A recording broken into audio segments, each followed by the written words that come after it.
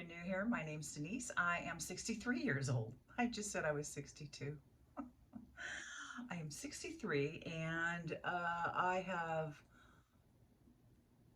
textured skin, I have pitted skin, I have um, wrinkles, fine lines, sagging, crepiness, all the goodies. And so I am going to try and fix myself up to be presentable. All right, so it's going to be silent from here. I'll let you just take a peek while I'm getting ready, and we'll listen to some music in the background. And I'm just doing everything that I normally do. I'm doing some contour on my eye hollows. I don't have bags, so I use contour to match the lighter spots in my under eye area. And if I match those all up, it will give me one clean slate, so to speak. It'll just be one color, and it shows up the difference of the different colors a lot less, and so you don't really notice the under eye hollow as much. So that's what I have found, and it looks 100% better if you ask me.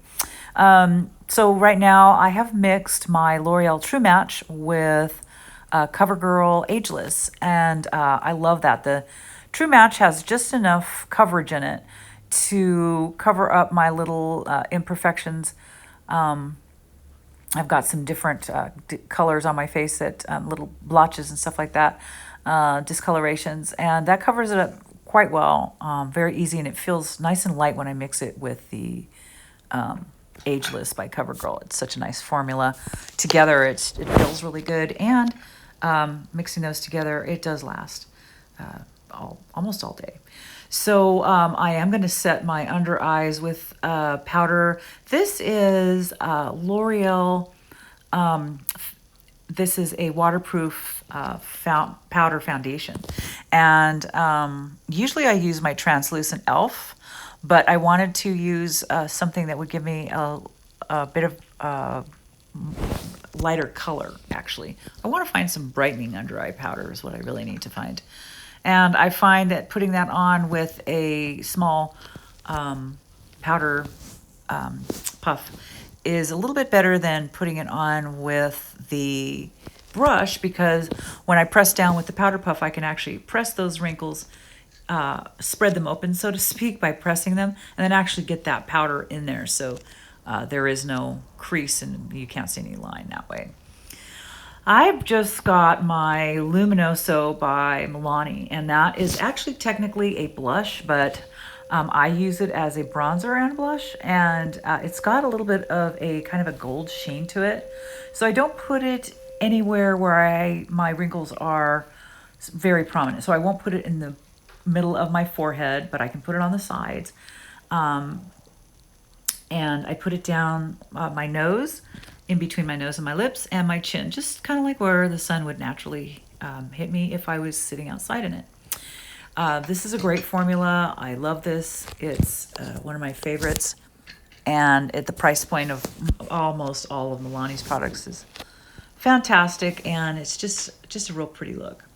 I've got an illuminator. This is kind of an icy champagne color, and I just love to put that in the inner corner of my eyes to get them to look a little bit more open, and have them just pop a little bit more. I've got those e.l.f. drops pure gold, and so I'm putting that, it's a liquid, and I'm just putting that around the perimeter of my hairline. It's a super light formula, and it's got a really nice sheen to it. I'm also taking out my gels. I'm using the same contour, and you're just going to go over the little high points in your gel, and then cover it like that, and make sure to absolutely buff that all out so you cannot see that difference between that and the rest of your skin.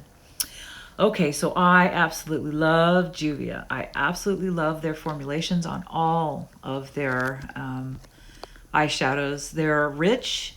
They have like no fallout, and she's got such pretty deep colors in there. This one is the Purples by Juvia, and this doesn't pick it up on the camera, but it's actually kind of almost the color of, almost the color of the handle of the brush I'm using, to be honest. It's a light purple, but for some reason it's not picking it up all that much. I'm just doing a wash. That'll be my first color, is just kind of that pretty color. Then I'm going to deepen that up above my crease because I have hooded lids, and so I'm going to try and get rid of those with this darker purple color. This purple was really pretty dark, and it had kind of a blue to the background of it. So it was mostly purple, but it had like a blue, dark blue to it. This is kind of an icy violet. It's really pretty. It's got a lot of sheen to it, and I like to put that right above my iris so that it makes my eye look just a little bit bigger and a little clearer, and makes that pop. I have smaller eyes, so placing a shimmer right above your iris kind of opens that up and makes them look just a tad bit larger. I'll take what I can get. And then the last color I'm going to use is this beautiful purple. You guys, I wish you could see this in person. It is so pretty. It's purple with like a gold and like a red. I can't explain it, but I like to put these on with my finger. I'm going from the last lash in. Look at that, you guys. The last lash in up to the my actual crease, and that's as far as I go. I am using not the stamp today. Today I thought I'd use my good old L'Oreal Brow Stylist, and I'm just filling in where I've got some sparse areas. I'm going to be sitting next to people, and I thought perhaps this would look a little bit more lifelike than the eyebrow stamp. I'm not a real big fan of one color like you just painted your eyebrows in. I like the individual eyebrow hairs. And so here I am going to overline my lips just a bit over the Cupid's bow, and I'm just going ever so slightly with a mauve lip liner. This is kind of a mauve-y pink, and a little bit lower than my lower lip, just under it. And I'm going to smooth that in, blend that in with my lip. Blend that in with my finger on my lip. And I don't go to the corners of my lips because as you get older, the corners of your lips start to droop, and that will make you look like you're frowning. So I don't go there. I just go just before it, and your lips curl over it when they're shut anyway, so nobody's going to notice. This is Milani. It's tubing mascara. I sure wish they would come up with something that was waterproof, because I didn't even curl my eyelashes because I know putting on any kind of tubing mascara is going to make my eyelashes just fall straight out. And that's okay, because I didn't want to fool around with the real mascara that takes so long to take off. I just wanted to use the tubing.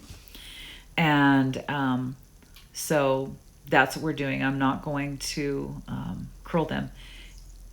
If you have waterproof mascara, it holds a curl a lot longer. So, but they haven't made that in this particular brand yet for this tubing mascara. I'm taking a contour, kind of a darker deep brown, to contour out my chin and my neck. This doesn't have any kind of sparkle in it. You don't want sparkle when you're contouring it. That's for bronzing. All right, well, here we go. This is it. I'm out of it, well, my hair and looks ridiculous right that's now. it. We're done for the day. It's a little too curly, but you can see actually now what it looks like in the sunlight. This is the colors that I gave myself, I think, if I do say so myself. Okay, well,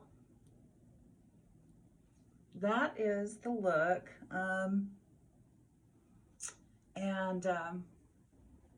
We will be back soon. I want to talk about hair. So we'll talk about hair, and we'll talk about some other things that have been on my mind as far as sleeping. So hair and sleeping are coming up. All right, guys, it's so good to be back talking with you, and we will see you again here next time. Bye.